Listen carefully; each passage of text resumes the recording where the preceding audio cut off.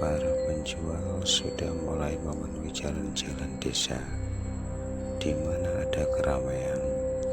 Tradisi jualan para pedagang kaki lima selalu hadir, ikut meramaikan suasana. Waktu itu habis maghrib, aku bersama temanku berangkat untuk mengikuti pengajian di desa yang agak jauh dari tempatku. Pengajian diadakan pas waktu sedekah bumi atau syukuran desa. Tak lama berselang, pengajian dimulai. Lantunan ayat-ayat suci berkumandang serta sholawat bergema merdu. Pak Kiai pun mulai mensyiarkan agama dengan berkhotbah sampai jam di mana pengajian berakhir. Dengan berjalannya waktu, aku bersama kedua temanku mulai berjalan meninggalkan tempat pengajian di desa tersebut yang sangat ramai. Singkat cerita, kejadian itu bermula ketika kami berjalan pulang. Di tengah ramainya para pengunjung, ada seorang cewek yang manis di belakang kami yang rupanya berjalan searah denganku. Karena sendirian, kami bertiga menawarkan untuk pulang bersama. Si cewek tadi tidak keberatan pulang bersama dengan kami. Dalam perjalanan, tak ada kejadian yang ganjil. Kami pun bercanda selama perjalanan dan sudah melewati beberapa desa yang kulalui. Aku pun mulai bertanya dan perkenalan. Oh iya mbak, nama kamu siapa? Dari tadi kita belum berkenalan. Namaku Rahmat. Dan nama kamu siapa mbak? Itulah perkenalanku dengan cewek yang pulang dari pengajian. Namaku Isah bang, dari desa Prinan. Kita searah ya bang? Iya mbak, jawabku. Aku dari desa kampung. Di tengah perjalanan kami ngobrol dengan asiknya. Mbak, tanyaku, kok Mbak Isah berangkat pengajian sendiri? Apa enggak takut? Enggak bang, kan banyak orang. Tadi Mbak Isah berangkat sama ayah atau ibunya? Sendiri bang, bersama teman-teman sedesaku. Tapi entah kenapa kok teman aku gak ada yang ketemu waktu pulang. Mungkin udah pada pulang duluan mbak, jawabku. Ya udah, nanti aku dan temanku antar Mbak Isah sampai ke rumah. Minuman yang manis membuat hati semua lelaki pengen memilikinya. Mbak Isah wanita yang sopan dan sangat cantik, berpakaian serba putih, kerudung juga putih. Senyuman yang manis membuat hati semua lelaki pengen memilikinya. Pikiranku melayang membayangkan Mbak Isah. Andai aku bisa memilikinya, pasti hatiku bahagia. Selain cantik, ramah, dan sopan.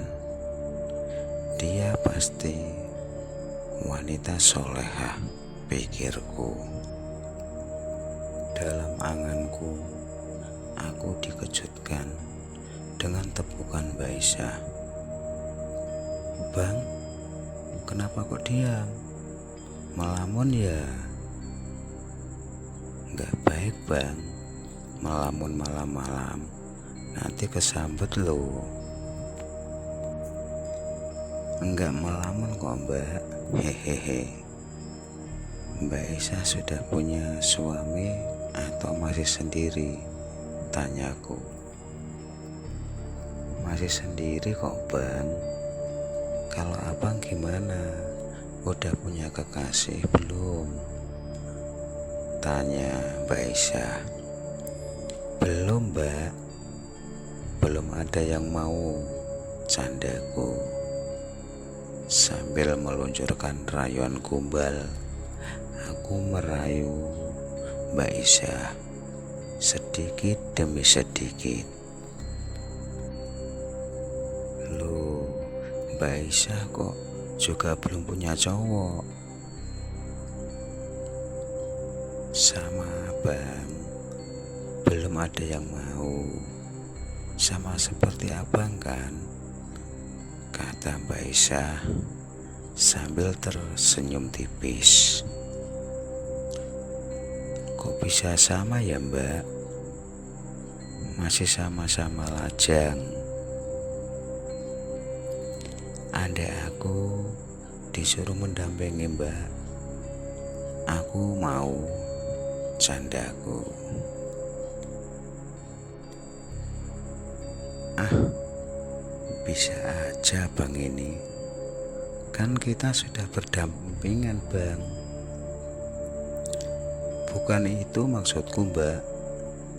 Terus maksudnya gimana bang? Aku nggak ngerti kok."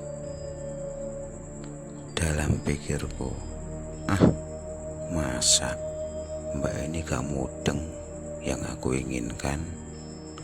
Maksudnya aku pengen jadi pacar mbak sih, kalau Mbak Isahnya mau, hehehe.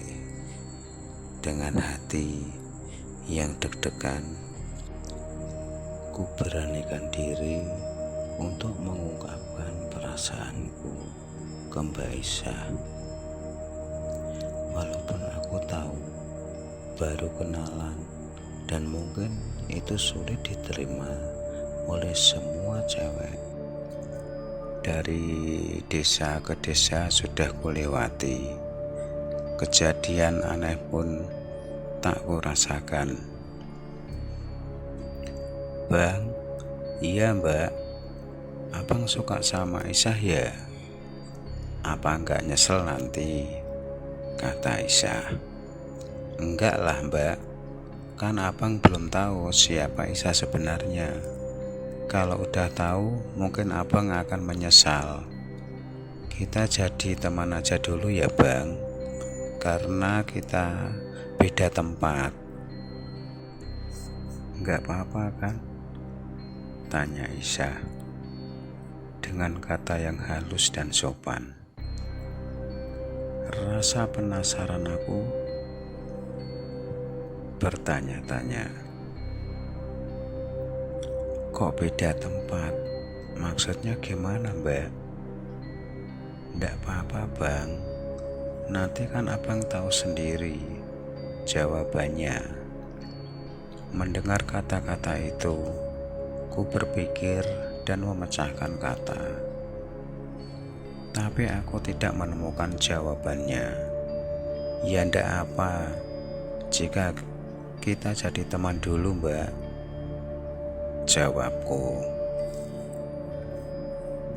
Seiring berjalannya waktu, di tengah malam dalam kesunyian, aku dan temanku masih berjalan untuk sampai di desa. Dengan melalui satu desa di mana di ujung desa tersebut juga terdapat sebuah pemakaman umum. Tiba-tiba Mbak Isah berkata, "Bang, rumahku sudah dekat di ujung desa itu. Nanti antar aku sampai rumah ya," jawab Mbak Isah. "Iya Mbak," jawabku. Tetapi entah apa yang merasuki pikiranku. Bersama teman sampai di ujung desa, seharusnya pekuburan umum. Namun aku sudah gak ingat lagi. Yang ku tahu itu sebuah desa tetangga yang nanti bakal ku lewati menuju desaku. Di ujung desa, kulihat rumah-rumah megah yang sepi. Karena sudah tengah malam, para penghuninya mungkin sudah pada tidur. Sampai di sebuah rumah, Mbak Isah berkata, "Sudah sampai Bang, ini tempat tinggalku." "Sebentar ya Bang, aku bangunin orang tuaku." Mbak Isah mengetuk pintu dan seorang laki-laki tua membukakannya. "Mari Bang, masuk," kata Isah. "Terima kasih Mbak, udah malam nanti ganggu tidur." "Tidak Bang, silakan masuk. Aku dan temanku masuk rumah Mbak Isah. Silakan duduk Bang. Mau minum apa? Kopi atau air? Terserah Mbak saja." "Ya udah, aku buatkan kopi ya Bang." Sambil berlalu, Mbak Isah mengambilkan cemilan dan duduk bersama di ruang tamu. Dengan mencicipi cemilan sambil minum kopi, aku bertanya, "Mbak, ayah dan ibu di mana? Kok gak kelihatan? Ntar marah loh, ada tamu malam-malam." "Ayahku gak akan marah Bang, orang tuaku sudah tidur semua." Tak lama Mbak Isah berpamitan, "Bang, aku ke dapur dulu ya, silahkan nikmati kopi dan cemilannya." Dan di waktu tak lama sepeninggalan Mbak Isah, pikiranku mulai sadar jika kami duduk di atas batu nisan di tengah kuburan di ujung desa dan saling berhadapan dengan kedua temanku. Akhirnya aku berlari keluar dari pekuburan umum itu. Aku baru ingat sesampai di rumah kata-kata Mbak Isah tadi, yang mana dia bilang beda tempat. Karena dia sudah berada di tempat lain, sedangkan aku masih berada di alam nyata. Tetapi perkenalanku dengan Isah yang cantik, baik hati, dan sopan tingkah lakunya di malam itu membuatku sadar jika di dunia ini ada dua alam, alam nyata dan alam gaib. Semoga arwah Mbak Isah diberi tempat yang layak di sisinya. Inilah sepenggal kisah misteri yang dialami temanku waktu pulang dari mengikuti pengajian.